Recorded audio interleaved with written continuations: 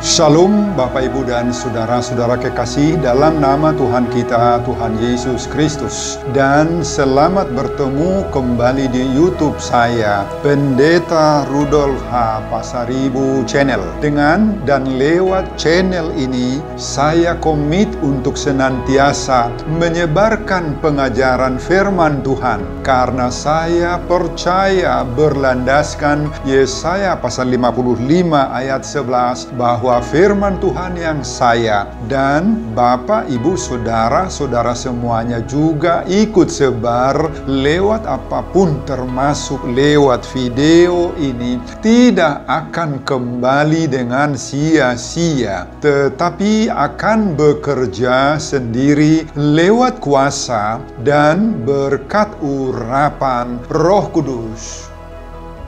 Mari Bapak, Ibu, dan Saudara-saudara semuanya, saya ajak membantu saya menyebarkan pengajaran firman Tuhan. Khotbah di pertanggiangan Minggu Jubilate 25 April 2021. Dari Yosua pasal 1 ayat 5 sampai dengan ayat 8 dan bacaan dari 1 Yohanes pasal 3 ayat 19 sampai dengan ayat 24. Diikat oleh topik atau tema menuruti perintah Tuhan. Dalam bahasa Batak dituliskan mangoloi parsuruon ni Tuhani.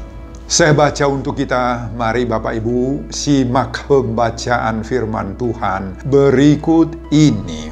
Judul perikop Yosua pasal 1 mulai dari ayat 1 sampai 18 dan khotbah kita mulai dari ayat 5 sampai dengan ayat 8, tetapi saya baca sampai ayat 9. Perintah Tuhan kepada Yosua untuk merebut tanah Kanan.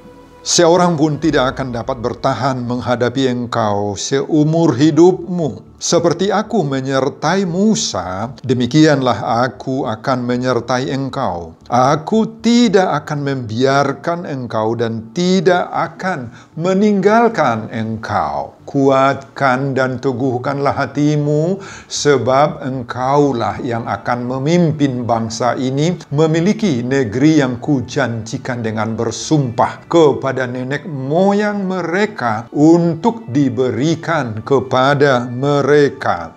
Hanya kuatkan dan teguhkanlah hatimu dengan sungguh-sungguh. Bertindaklah hati-hati sesuai dengan seluruh hukum yang telah diperintahkan kepadamu oleh hambaku Musa. Janganlah menyimpang ke kanan atau ke kiri, supaya engkau beruntung kemanapun engkau pergi. Janganlah engkau lupa memperkatakan kitab Taurat ini, tetapi renungkanlah itu siang dan malam, supaya engkau bertindak hati-hati sesuai dengan segala yang tertulis di dalamnya. Sebab dengan demikian perjalananmu akan berhasil dan engkau akan beruntung. Bukankah telah kuperintahkan kepadamu, kuatkan dan teguhkanlah hatimu, janganlah kecut dan tawar hati. Sebab Tuhan Allahmu menyertai engkau kemanapun engkau pergi.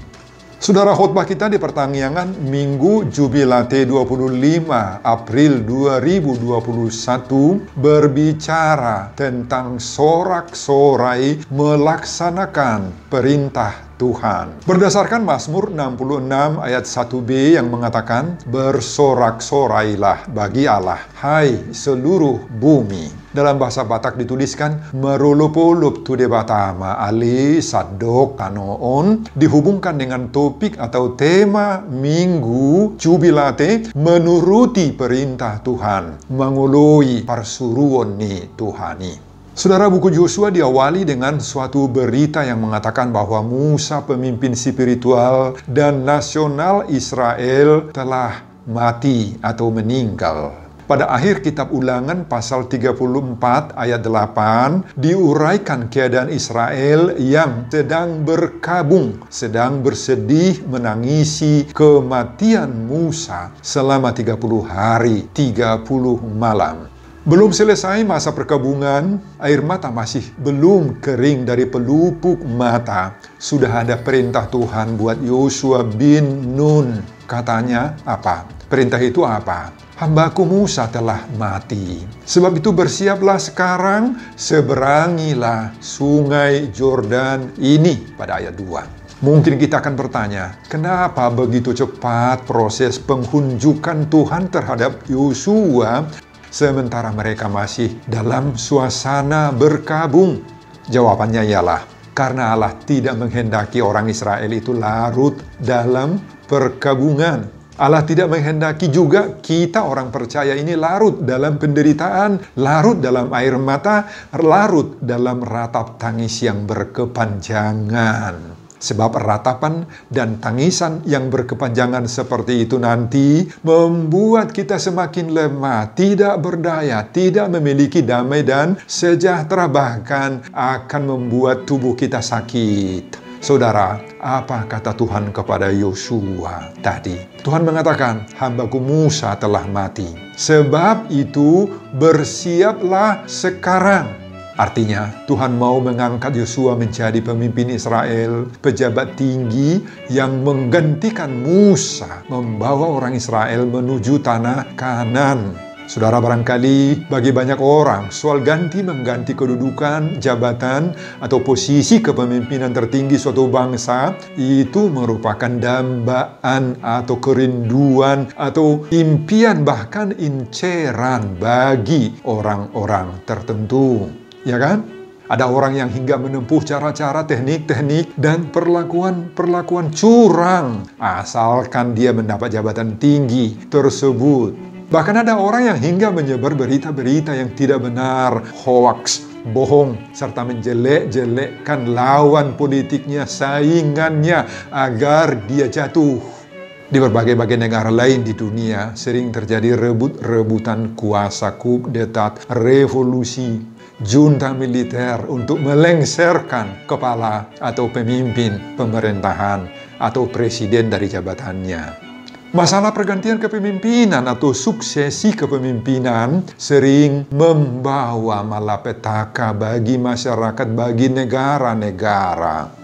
Nah, disinilah pentingnya kita semua warga gereja untuk berdoa terhadap perjalanan sejarah bangsa kita Indonesia agar tetap berjalan dengan aman dan terkendali, dipimpin oleh Bapak Presiden Joko Widodo dan Wakil Presiden Kiai Haji Ma'ruf Amin. Kita berdoa agar negara kita berjalan sesuai dengan dasar Pancasila dan Undang-Undang Dasar 45 serta sistem politik yang sudah diatur mekanismenya menuju masa depan yang baik. Ya, kita doakan bangsa kita. Saudara, Yosua tidak demikian. Bahkan bukan tipe seorang yang haus kuasa, haus jabatan dan haus kedudukan. Bukan. Bagaimana sikap Yosua saat menerima penghunjukan Tuhan untuk menggantikan Musa melanjutkan kepemimpinan di Israel? Walaupun tidak secara terang-terangan disebut dalam nats ini memang, tetapi banyak bukti dalam perikop ini dan perikop lain bahwa ternyata Yosua sebenarnya dari pribadinya sendiri belum siap menjadi pemimpin Israel. Dia sangat bergumul menerima penghunjukan Allah ini. Dia sangat menyadari bahwa tugas yang akan diembannya itu terlalu berat, riskan, dan sulit dia laksanakan sendiri. Tahukah saudara kenapa Yosua sangat bergumul menerima penghunjukan Tuhan atas dirinya menggantikan pemimpin besar Musa? Dia sangat menyadari ada banyak sekali kelemahan-kelemahannya, kekurangan-kekurangannya, dan ketidakmampuannya melanjutkan misi kepemimpinan Musa. Dia tidak memiliki pengetahuan dan pendidikan yang tinggi seperti Musa. Musa, kita tahu, pernah mendapat pendidikan tinggi di istana Raja Firaun karena dia pada waktu itu sebagai anak angkat putri Raja Firaun. Yosua hanyalah bawahan, hamba, pembantu, tepatnya seorang abdi Musa sendiri. Sebagaimana ayat 1 dalam bahasa Ibrani disebutkan, Ebed. Ebed itu, abdi itu, servant, slave, pembantu, jongos kata kasarnya, kuli atau ban, si suruh-suruon. Itulah posisi Yosua di depan Musa. Saudara, pantas jika Yosua menyadari dirinya itu kecil, lemah, tidak berdaya, tidak mampu mengemban tugas menggantikan kedudukan Musa sebagai pemimpin bangsa yang setaraf dengan Musa sebagai pemimpin saat itu. Itu sebabnya Bapak Ibu, wajar sekali apabila Yosua kini merasa takut, merasa ragu-ragu dan bimbang, dan bahkan ingin menolak penghunjukan Tuhan atas dirinya itu. Dibayangkannya betapa sulitnya memimpin orang Israel yang degil, yang tegar tengkuk, pemberontak, suka melawan, suka bersungut-sungut, dan pembangkang. Yosua tahu bahwa tugasnya selama ini hanya mengurus dan membantu Musa serta melaksanakan perintahnya saja. Dan sekarang dia harus mengambil keputusan menerima atau menolak penghunjukan itu. Tetapi akhirnya dia, Yosua, menerima penghunjukan Tuhan itu. Menuruti perintah Tuhan, mangoloi parsuruon ni Tuhani. Sesuai dengan topik atau tema Minggu Jubilate 25 April 2021. Saudara, jika seandainya hal seperti ini terjadi pada diri Anda, diri pendengar khotbah ini sendiri, bagaimana sikap kita terhadap penghunjukan yang seperti ini? Jika tiba-tiba saudara diminta oleh pimpinan unit kerja saudara untuk menjabat jabatan tertentu, mungkin menjadi kepala bagian, kepala divisi, menjadi manajer, bahkan menjadi presiden, direktur, dan lain-lain yang riskan dan sulit, siapkah saudara? Dalam konteks gereja, jika saudara dipilih menjadi ketua seksi, ketua bidang, baik dalam konteks koinonia, marturia, diakonia. Mungkin kalau dipilih Bapak Ibu dan saudara-saudara menjadi ketua dewan pembangunan, siapkah saudara mengembannya? Mungkin bagi sebagian orang hal seperti ini bisa saja dianggap sebagai keberuntungan, sebagai nasib baik toh. Dia langsung menerima jabatan itu karena kebagian berkat, kebagian rejeki dia rasa jabatan seperti itu tanpa dia berjuang. Bisa saja, terutama bagi orang-orang yang selama ini sudah menunggu-nunggu jabatan dalam perjalanan karirnya. Tetapi bagi sebagian lain bisa saja juga penghunjukan seperti ini membuat dia menjadi gundah gulana, tak berdaya, gemetar, dianggap menuntut tanggung jawab besar yang penuh resiko dan membuat dia bergumul. Dan apa? Serta bagaimana kira-kira sikap Bapak Ibu dan saudara-saudara? Saudara, mari kita belajar bagaimana Yosua menghadapi pergumulan ini dalam menerima, menjalankan, serta mengemban tugas yang dipikulkan oleh Tuhan kepadanya. Mari kita belajar dari Yosua bagaimana menghadapi tugas-tugas berat yang harus kita emban, baik itu dalam pekerjaan-pekerjaan di kantor kita, di pemerintahan, bahkan di tempat-tempat pelayanan-pelayanan gereja. Baik itu sebagai pemangku jabatan pertohonan maupun pelayanan di seksi-seksi, bidang-bidang, apa itu di koinonia, marturia, dan diakonia, apa itu juga sebagai ketua pembangunan gereja dan lain-lain. Saudara, apa pengajaran berharga dari pengalaman dan keberhasilan Yosua yang bisa kita petik, kita manfaatkan, kita teladani dalam hidup sehari-hari kita, Bapak Ibu? Ada beberapa. Pengajaran pertama, Yosua tidak mau bersandar mengandalkan kepada kemampuannya. Saudara, ini kunci yang pertama bagi Yosua. Yosua tidak mau bersandar dan mengandalkan serta berpedoman kepada kemampuan dirinya. Bagi Yosua, pengalaman, kepintaran, kemampuan seseorang bukan menjadi ukuran untuk menentukan keberhasilan pengabdiannya. Meski itu sangat-sangat mendukung keberhasilan, tetapi bukan menentukan keberhasilan. Ingat itu. Kekuatan angkatan perang bagaimanapun hebatnya itu, yang dimiliki tidak menentukan keberhasilan orang Israel nanti merebut tanah perjanjian, tanah Kanaan itu. Saudara, ini pelajaran berharga bagi kita, baik pekerja-pekerja pemuda maupun bagi yang sudah memiliki pengalaman dan jam terbang yang tinggi dalam suatu bidang pekerjaan. Jangan mengandalkan diri kita, kehebatan kita, ketinggian ilmu pengetahuan yang kita sudah raih, jenjang atau gelar akademis yang sudah berhasil kita sandang, mungkin mulai dari S1, S2, S3, dan sebagainya. Jangan andalkan itu, Bapak Ibu. Meski harus kita syukuri tentunya kalau kita sudah menempuhnya, kita sudah dapat itu, karena itu sangat penting dan mendukung kepada keberhasilan kita. Apalagi diingatkan, jangan sekali-kali pergi ke orang pintar, ke namalo, ke dukun, ke datu, dan meminta penjaga daging, penjaga tubuh, penjaga jabatan, minta ajimat, minta kekuatan magic, minta juga bahkan pitonggam, katanya agar memiliki kuasa khusus, kemampuan khusus dalam menghadapi baik atasannya, baik bawahannya, agar sekali bentak saja dia akan terdiam, melongo. Katanya kuasa magic itu bisa membuat orang lain terdiam, melongo. Jangan, Bapak Ibu.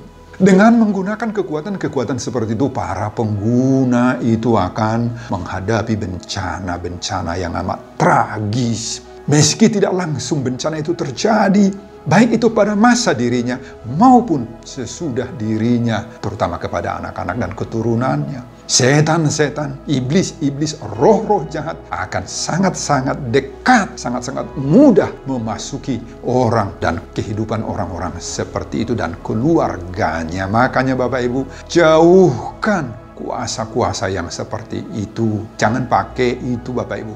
Itu pengajaran pertama.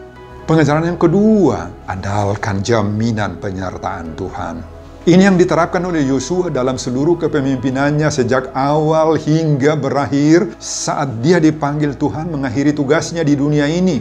Yosua sepenuhnya mengandalkan jaminan penyertaan Tuhan yang baginya itu cukup dan itu sangat-sangat luar biasa. Bagi Yosua justru penyertaan Tuhanlah yang menjadi segala-galanya dan untuk segala-galanya. Apa bentuk-bentuk penyertaan Tuhan kepada Yosua? Mari kita lihat dalam nats ini. Pada ayat 5 disebutkan, seperti aku menyertai Musa, demikianlah aku akan menyertai engkau. Aku tidak akan membiarkan engkau dan tidak akan meninggalkan engkau. Pada ayat 6 disebutkan, kuatkan dan teguhkanlah hatimu. Pada ayat 7 disebutkan, janganlah menyimpang ke kanan atau ke kiri, supaya engkau beruntung kemanapun engkau pergi. Ayat 8, bertindaklah hati-hati sesuai dengan seluruh hukum yang telah diperintahkan kepadamu. Dan ayat 9, makanya saya teruskan membaca pada ayat 9, janganlah kecut dan tawar hati, sebab Tuhan Allahmu menyertai engkau kemanapun engkau pergi.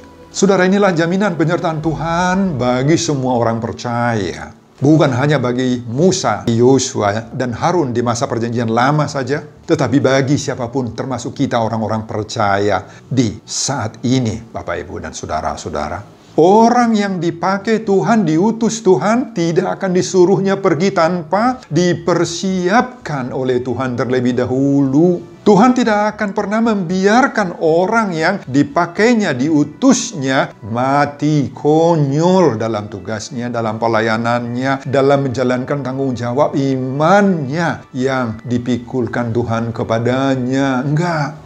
Setiap hamba-hamba Tuhan yang diutus oleh Tuhan itu akan terlebih dahulu diberi oleh Tuhan garansi, jaminan penyertaan Tuhan Allah. Kita akan diperlengkapi, kita akan dibekali terlebih dahulu dengan kuasa-kuasa, kemampuan-kemampuan yang kita butuhkan. Akan diberikan oleh Tuhan Allah.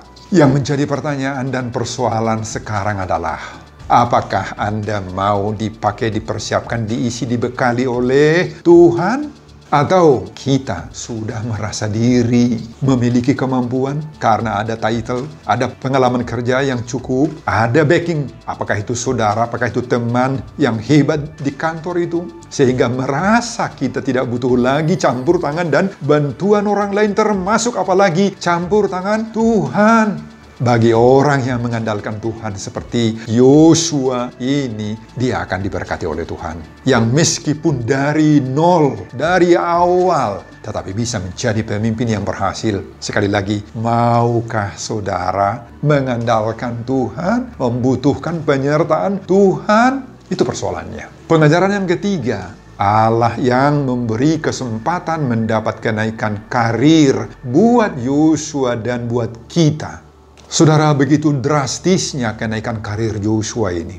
Dari seorang yang hanya ebed, abdi, hamba, pelayan, kuli, atau beban buat Musa, sekarang menjadi pengganti Musa dalam jabatan yang tinggi sebagai pemimpin besar bangsa Israel. Saudara, ini sesuatu hal yang sangat-sangat luar biasa. Apabila terjadi kenaikan-kenaikan pangkat jabatan, yang tadinya seorang kecil menjadi pembesar, yang tadinya seorang pelayan menjadi seorang pemimpin, menjadi seorang presiden, yang tadinya seorang pegawai rendahan menjadi seorang kepala, manajer atau direktur, yang tadinya hanya sebagai tukang masak biasa, tetapi menjadi pemilik restoran, meningkat. Tadinya hanya tukang siram bunga di kebun, sekarang menjadi pemilik kebun raya. Luar biasa kalau terjadi hal-hal yang seperti itu, Bapak Ibu, dalam hidup seseorang. Demikian Yosua, dari seorang hamba Musa menjadi pemimpin besar Israel yang sukses membawa Israel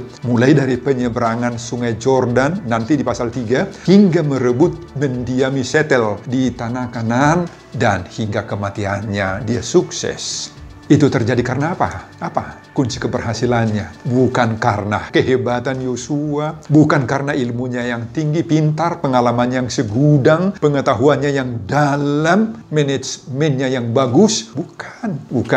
Bukan karena dia memiliki pikiran atau ide-ide yang cemerlang, nasibnya bagus. Bukan. Saudara, bila Tuhan menghendaki, maka kenaikan-kenaikan pangkat, karir, dan keberhasilan kita akan terjadi, akan terrealisir. Tidak akan ada yang bisa menghambat kesuksesan dan kenaikan pangkat karir kita, Bapak, Ibu, dan saudara-saudara. Makanya hidupkan harapan-harapan di dalam dirimu supaya harapan-harapan itu untuk maju, untuk naik pangkat, untuk promosi jabatan yang lebih tinggi dalam berbagai-bagai bidang itu jangan pernah hambar, pupus, mandek, meski kita banyak menghadapi hambatan Bapak Ibu. Jangan mandek. Teruslah berkarya, teruslah berusaha, meski sepertinya banyak tantangan, banyak kerintangan, banyak yang menghalang-halangi. Tetapi ingat, Bapak, Ibu, dan saudara-saudara, ada Tuhan yang senantiasa mendampingi kita. Dan selain pendampingan Tuhan, maka di dalam diri Yosua itu ada beberapa perilaku yang mendukung keberhasilannya yang perlu mendapat perhatian khusus dari kita. Apa? Pertama, ada kerendahan hati Yosua. Selama 40 tahun dia mengabdi kepada Musa, selama itu pula dia mau belajar dari nol. Dan dengan setia, dia bertekun, dia patuh sebagai bawahan. Nah, ini modal awal dari Yosua. Orang yang rendah hati dan mau belajar dari bawah, dari nol, akan mendapatkan kesempatan maju dalam karirnya, Bapak Ibu. Yang kedua, Yosua itu tidak sombong, tidak angkuh, tidak tinggi hati. Dia jujur dan dia dapat dipercaya. Inilah juga modal utama untuk seorang pekerja yang memiliki kesempatan untuk berhasil membina karirnya. Dia jujur dan dia dapat dipercaya. Yang ketiga, Yosua mau dipakai Tuhan dan mau mendengar suara Tuhan. Saudara, inilah kunci yang menentukan seorang pegawai, seorang pekerja, bahkan seorang pimpinan bisa berhasil apabila dia mau jujur, rendah hati, mau dari nol, dan mau mendengar suara pimpinan Tuhan. Sebagaimana topik Minggu Jubilate ini, menuruti perintah Tuhan, mengului persuruan Tuhan ini. Maka besar kemungkinan orang yang seperti itu akan diberkati oleh Tuhan, maju dalam pelayanan, pekerjaan, dan karirnya. Amin Bapak Ibu, amin. Sebelum saya mengakhiri khotbah ini, kembali saya mengajak Bapak Ibu dan saudara-saudara untuk membantu saya menyebarkan pengajaran firman Tuhan khotbah Pertangyangan Minggu Jubilate 25 April 2021 dari Yosua pasal 1 ayat 5 sampai 8 ini, agar semakin banyak orang yang mau menuruti perintah Tuhan, mengului persuruan nih Tuhan ini, termotivasi lewat khotbah ini. Simak juga video-video khotbah saya yang lain agar Bapak Ibu dan saudara-saudara memiliki sentuhan dan pemahaman rohani yang semakin diperkaya. Buka di YouTube saya, Pendeta Rudolf H. Pasaribu Channel. Selamat mengikuti ibadah pertangyangan di rumah masing-masing buat kita semuanya. Tuhan Yesus memberkati kita. Salam Horas. Amin.